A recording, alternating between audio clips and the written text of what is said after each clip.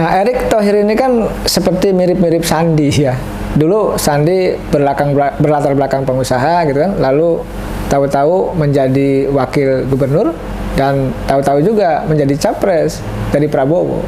Nah, saya melihat peluang itu sebenarnya yang juga ya diangkat atau dimiliki oleh Erick Thohir, karena Sandi punya uang, Erick Thohir juga punya uang, mereka berkawan.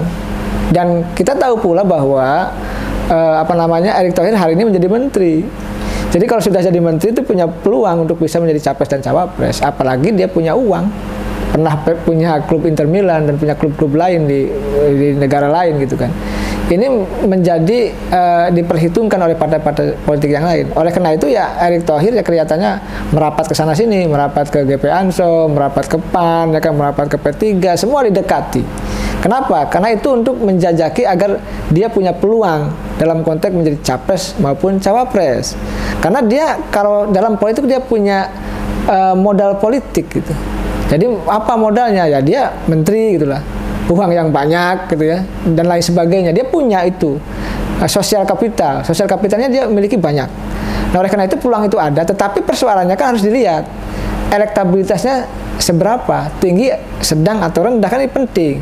Kan politik itu tidak hanya melihat uang, tapi juga melihat dari konteks elektabilitas itu. Artinya cerminan dukungan rakyat itu ada pada elektabilitas itu. Artinya keterpilihan. Ya kalau nyapres lalu tidak terpilih kan buat apa? Nah, peluang itu ada, tapi sekarang bagaimana Erick Thohir bisa menaikkan elektabilitas itu?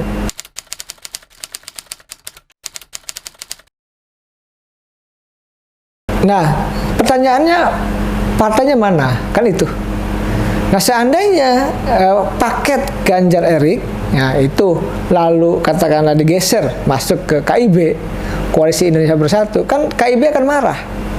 Masa orang luar semua gitu? Kalau kata Pak Erlangga kan masa Golkar hanya menjadi tukang ojek untuk menghantarkan tujuan orang lain katanya kan? Artinya saya melihat kalau KIB itu mendukung Ganjar Erick itu tidak mungkin. Yang memungkinkan adalah Ganjar Erlangga. Karena buat apa KIB dibentuk kalau harga diri partainya ketiga-tiganya ya Golkar, PAN dan P3 tidak ada.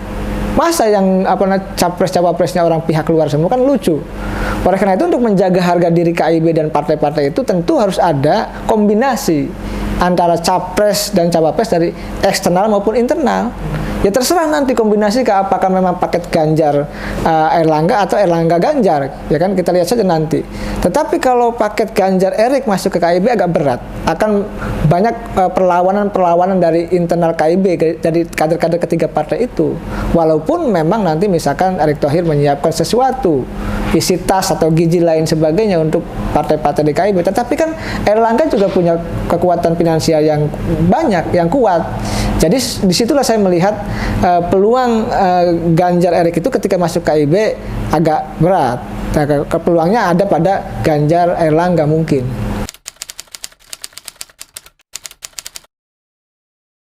Nah, ini kita kan problem ya. Kita ini kan masuk industri pencitraan.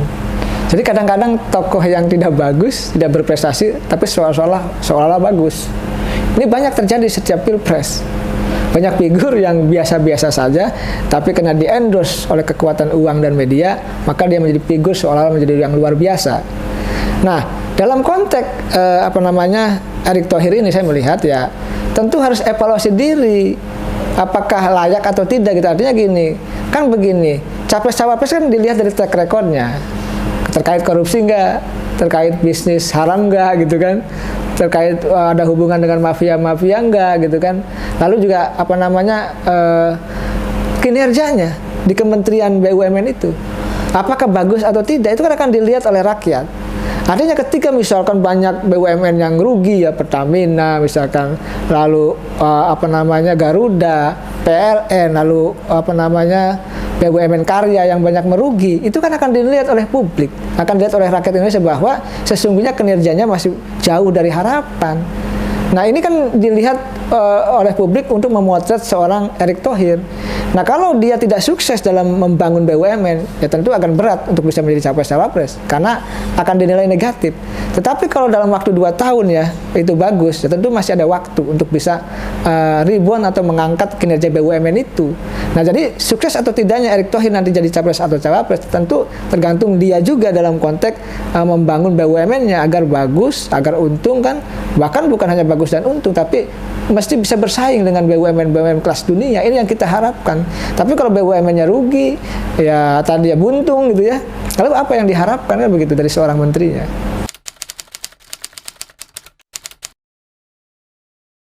Nah, saya pernah mengusulkan ya, mengkritik Pak Presiden, Pak Jokowi. Bagi menteri-menteri yang ingin tebar pesona, ingin jadi capres-cawapres, saya meminta untuk mundur gitu loh. Karena apa? Karena impact dari itu semua akan menggunakan fasilitas di kementeriannya, siapapun dia. Nah, inilah yang dimanfaatkan ya katakan oleh Erick Thohir ya kan, untuk menggunakan fasilitas itu gitu ya, untuk tebar pesona, untuk sosialisasi, untuk kampanye lah dalam konteks pencapresan dia gitu. Nah, secara etika politik tentu tidak bagus, karena BUMN itu bukan milik Erick, milik negara, milik rakyat. Artinya bukan milik pribadi. Kalau misalkan mukanya ada di ATM itu kan personal, pribadi sifatnya. Bukan untuk kepentingan bangsa dan negara, itu kepentingan pribadi. Oleh karena itu, kalau kepentingannya buat bangsa dan negara, tidak masalah. Tapi kalau untuk kepentingan pribadi itu menyalahi etika. Tetapi kan persoalannya kita tahu ya, kadang-kadang di politik itu etika ya ditabrak karena memang dianggap aturannya tidak ada, karena dianggap ada celah hukum ya bahwa itu tidak diatur gitu ya, ya maka memainkan pola tebar pesona atau pencitraan itu melalui wilayah-wilayah yang tadi kewenangan yang memang tidak diatur itu. Artinya dia akan menggunakan kewenangan yang tidak dilarang itu untuk melakukan pencitraan. Nah, saya melihat ya ini dilakukan juga oleh menteri-menteri lain yang ingin mencapreskan diri. Tidak akan terbendung itu fasilitas BUMN digunakan untuk kampanye, tidak akan terbendung. Saya yakin ini akan terus berjalan. Oleh karena itu saya meminta kan untuk mereka yang nyapres dari menteri itu untuk mundur. Ini yang saya khawatirkan, menggunakan fasilitas negara dalam ini katakanlah dalam hal ini BUMN untuk kepentingan pencapresan. Ini secara etika tidak bagus.